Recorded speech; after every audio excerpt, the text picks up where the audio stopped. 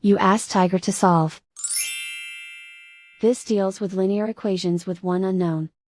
The final result is w equals -1. Let's solve it step by step. Simplify the expression. Expand the parentheses. Simplify the arithmetic. Group all w terms on the left side of the equation. Add 8w to both sides. Group like terms. Simplify the arithmetic. Group like terms. Simplify the arithmetic. Group all constants on the right side of the equation. Subtract 5 from both sides. Simplify the arithmetic.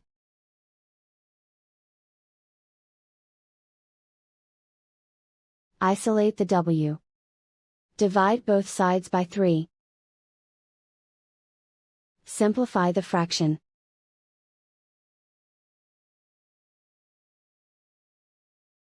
And so the final result is w equals -1.